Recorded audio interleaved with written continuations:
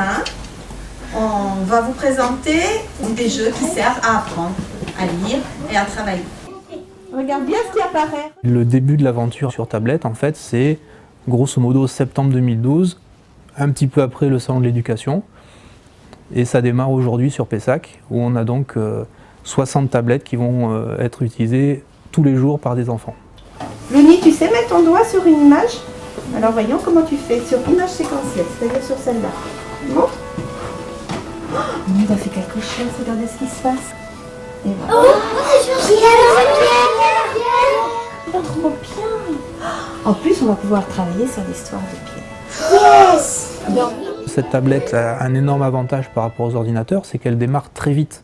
Et donc là où un ordinateur, quand j'emmène mes enfants dans la salle informatique, il faut démarrer, ouvrir sa session, lancer les logiciels, peut-être s'éparpiller à droite à gauche, on a besoin tout à coup de numérique, hop, on prend les tablettes dans un placard ou dans le meuble informatique, ça démarre et moins de 10 secondes plus tard, on est dans du concret.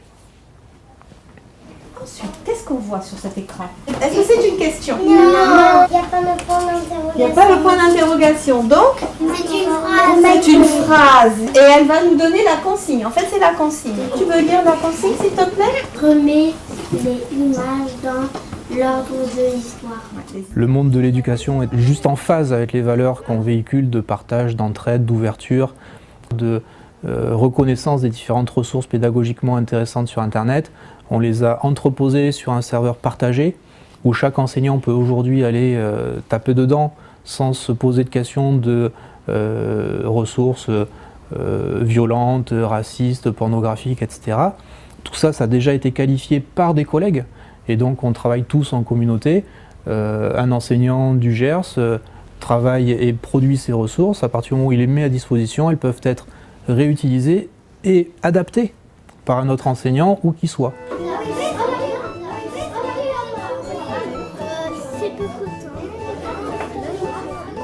Qu'est-ce qu'il a fait? Oui, il a bougé, il a appuyé dessus, il a bougé. Et là maintenant on voit bien que Alors, il l'a prise avec son doigt. Hein. On le prend et on montre le chemin. C'est notre super ambassadeur en fait.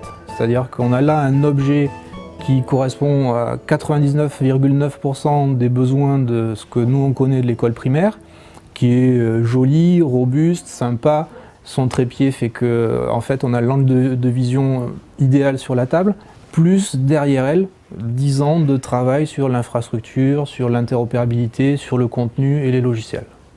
Vous la voyez la flèche? Oui. Là. Oui. Et alors en plus, il y a un mot qui va nous aider. Commencer. Regardez, comment écrit le mot commencer? Comment sont écrits les autres mots? En gris.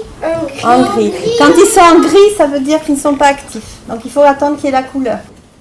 Les différents discours et publications de You Know Why font ressortir les mêmes arguments d'indépendance technologique, de rester maître de son outil par rapport à un avenir qui dans le numérique est quand même assez... Enfin, c'est maintenant que ça se décide, c'est pas dans 5 ans qu'il faudra faire des choix. Donc pour nous, c'est la bonne plateforme, le bon produit, le bon moment.